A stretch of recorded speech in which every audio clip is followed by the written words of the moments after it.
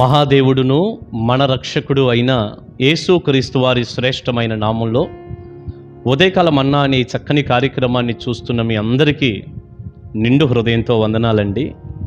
దేవుని మహాకృప మీ అందరికీ తోడై ఉండును గాక.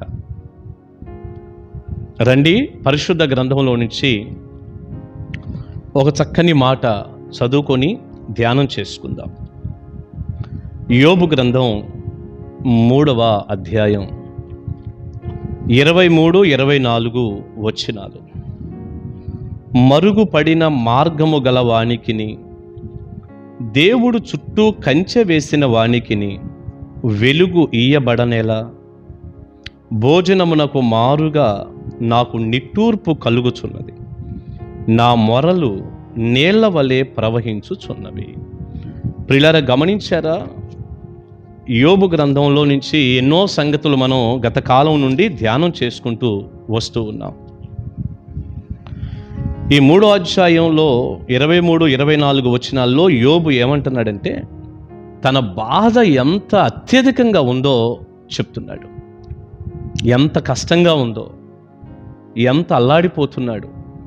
అసలు ఈ 3వ అధ్యాయం అంతా కూడా వాస్తవంగా అసలు నేను పుట్టకుండా ఉంటే ఎంత బాగుండేది అంటూ చాలా నిట్టూర్పులు విడిచాడు, వేదనతో మాట్లాడాడు. ఇక 23-24 వచనాల దగ్గరికి వచ్చేసరికి యోబు అంటున్నాడు, మరుగుపడిన మార్గము గల వానికిని, దేవుడు చుట్టూ కంచె వేసిన వానికిని వెలుగు ఇయ్యబడనేలా అన్నాడు. నా చుట్టూ దేవుడు కంచె వేశాడు, ఏం ఉపయోగం? ఇక నాకేది ఏంటిక లాభం? ఆయన కంచె వేసాడు నా చుట్టూ అంటున్నాడు. ప్రియులారా, ఈ కంచె అన్నప్పుడు యోబు గ్రంథం 1వ అధ్యాయంలో కూడా ఆ 10వ వచనం అట్లా చదివితే యోబు కుటుంబం చుట్టూ కంచె వేయబడింది అని మనం చూస్తాం.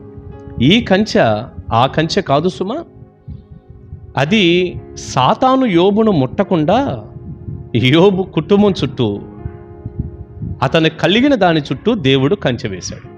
ఆ కంచె తీస్తేనే సాతాను లోపలకు రాగలిగాడు, యోబును కానీ కుటుంబాన్ని కానీ ఇబ్బంది పెట్టగలిగాడు.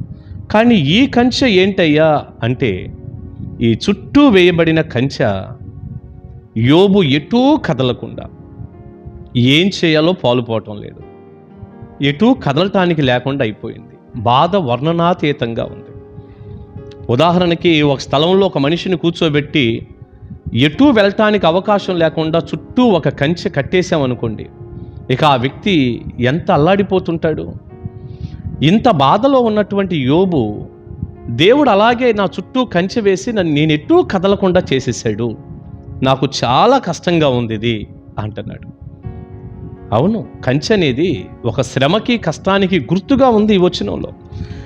ఇదే యోబు గ్రంథం 19వ అధ్యాయం 8వ వచనాన్ని కూడా ఒకసారి మనం చూసామనుకోండి, అక్కడ కూడా ఒక చక్కని మాట ఇలా రాసి ఉందండి.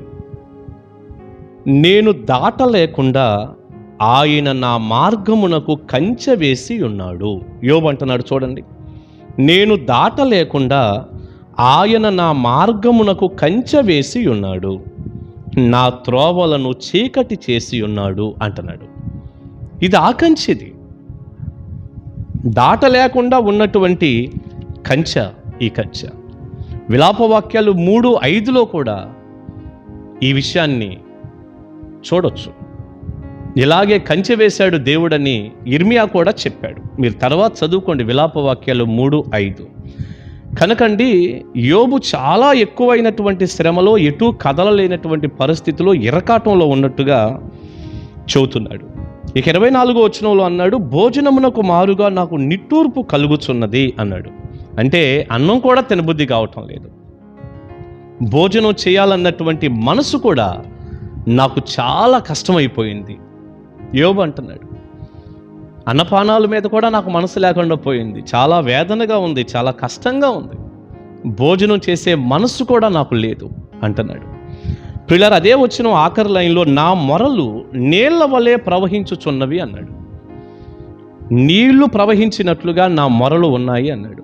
మొర అంటే వేదనతో పడుతున్న బాధ, ఆ బాధలో నుంచి వేస్తున్న కేకలు ఉన్నాయి చూడండి, అవి అసలు నీళ్ల వలె ప్రవహిస్తున్నాయి. అంత విస్తారంగా నీళ్లు ప్రవహించినట్లుగా నా మొరలున్నాయి అని యోబు అంటున్నాడు. అంటే అంత కష్టంగా ఉంది నాకు, అంత బాధగా ఉంది నాకు, నేను కేకలు పెడుతున్నాను, అల్లాడిపోతున్నాను, అన్నం తినబుద్ధి కావటం లేదు, నా చుట్టూ దేవుడు కంచె వేశాడు, నేను ఎటు కదలలేని స్థితిలో ఉన్నాను, నా వేదన వర్ణనాతీతం అంటున్నాడు యోబు. ప్రియ దేవుని బిడ్డ, ఈ మాటలు వింటూ ఉండగా నీ బాధలు గుర్తొస్తున్నాయా? నీ కష్టం జ్ఞాపకానికి వస్తూ ఉందా? పాస్టర్ గారు, మీరేదైతే యోబు గురించి చెబుతున్నారో నా బాధలు అలాగే ఉన్నాయండి, నా కష్టాలు అలాగే ఉన్నాయి. అన్నము నీళ్లు తీసుకోవటానికి కూడా మనసు లేదండి, నా మొర ఆలకించే నాథుడు లేడండి, అల్లాడిపోతున్నానండి, ఏడుస్తున్నానండి. నా చుట్టూ దేవుడు కంచె వేసినట్టుగా ఇరకాటంలో ఉన్నట్టు అయిపోయానండి. ముందుకు వెళ్ళలేకపోతున్నాను, వెనక్కి రాలేకపోతున్నాను, ఒక రకమైనటువంటి ఇరుకులో ఇరుక్కుపోయినట్టున్నాను. అసలు ఈ సమస్య నుంచి నేను ఎలా బయటపడాలో నాకు అర్థం కావట్లేదు. ఈ కోర్టు కేసు నుండి ఎలా బయటపడాలి, ఈ అప్పుల నుండి ఎలా బయటపడాలి, ఇదిగో ఈ ఉన్నటువంటి సిచ్యువేషన్ నుండి, ఈ కష్టం నుండి నేను ఎలా బయటపడాలో తెలియటం లేదు పాస్టర్ గారు, ఎరకాటంలో ఉండిపోయాను అంటారా? నిజమే, చాలాసార్లు దైవజనులుగా మాకు ఎంతోమంది ఇలాంటి మాటలు చెప్పుకుంటూ ఉంటారు. ఎంత అల్లాడిపోతూ ఉంటారో, ఎంత బాధతో ఉంటారో వాళ్ళు. ఈ మాటలు వింటున్న సమయానికి ప్రియబిడ్డ, నీ కష్టం, నీ బాధ కూడా ఒకవేళ అలాగే ఉందా? కృంగిపోవద్దు, దిగులు పడొద్దు, ధైర్యంగా ఉండు బిడ్డ. దేవుడు నీకు తోడుగా ఉంటాడు. ఒక్క మాట చెప్పనా, యోబు పరిస్థితి ఇంత దారుణంగా ఉన్నమాట నిజమే. కానీ యోబు గ్రంథం చివరి అధ్యాయాలు గనక మనం చదివితే ఏముంటుంది అక్కడ? 42వ అధ్యాయాన్ని మీరు ధ్యానం చేయండి. యోబుని దేవుడు రెండంతలుగా ఆశీర్వదించాడు అని కదా ఉంటుంది. కోల్పోయిన దానికంటే రెండంతలుగా ఇచ్చాడనేగా ఉంటుంది. మళ్ళీ యోబుకి ఆస్తిపాస్తులు ఇచ్చాడు, సంతానాన్ని ఇచ్చాడు, ఆరోగ్యాన్ని ఇచ్చాడు, నెమ్మది క్షేమాన్ని ఇచ్చాడు, సంతోషాన్ని ఇచ్చాడు. కష్టం ఎంతవరకు ఉంటుంది? రాత్రి అయింది, ఉదయం సూర్యుడు ఉదయిస్తాడుగా, వెలుగు కలిగిద్దిగా. విపరీతమైన వాన ముసురులాగా పట్టేసింది. వాన ఆగిపోయి మరలా చక్కటి వాతావరణంతో కూడినటువంటి వాతావరణం రాదంటారా? నీ బాధ పోదంటారా? ఖచ్చితంగా నీ బాధ తొలగిపోతుంది. నీ కష్టానికి, నీ బాధకు రెండంతల ఆశీర్వాదాన్ని ప్రభు ఇస్తాడు. కృంగిపోవద్దు, దిగులు పడద్దు. ఎంత ఎరకాటంలో ఉన్నా కన్నులు పైకెత్తి దేవుని వైపే చూడు. ఆయన నిన్ను విడిచిపెట్టే దేవుడు కాదు సుమా. నీ కన్నీటిని నాట్యంగా చేస్తాడు. పరిశుద్ధ గ్రంథంలో నుంచి 30వ కీర్తన నుండి కొన్ని మాటలు నేను ఇలా చదవనా? 11-12 వచనాలు. నా ప్రాణము మౌనముగా నుండక నిన్ను కీర్తించున్నట్లు నా అంగలార్పును నీవు నాట్యముగా మార్చి ఉన్నావు. నా అంగలార్పును నీవు నాట్యముగా మార్చి ఉన్నావు.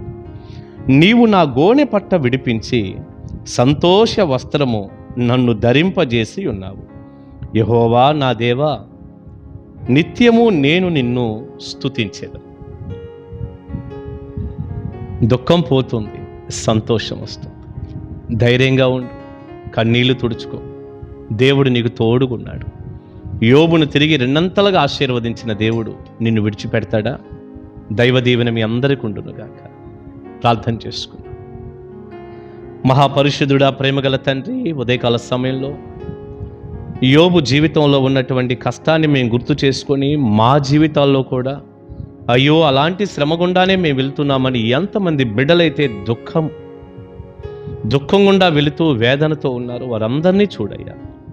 వారి కన్నీటిని నాట్యంగా చేయండి, వారి గోనె పట్టను విడిపించండి. యోబును రెండంతలుగా ఆశీర్వదించినట్లు మీ పిల్లలను కూడా రెండంతలుగా దీవించండి. సహాయం చేయండి. గాయపడిన మీ హస్తాలకు మీ పిల్లలను అప్పగించుకోండి. ఈ ఉదయకాల దీవెనతో నింపమని యేసు నామమున ప్రార్థన మనవులు అడుగుచున్నాను తండ్రి. Amen, amen. God bless you. దేవుని మహాకృప మీకు తోడై ఉండును గాక. కలుసుకుందాం.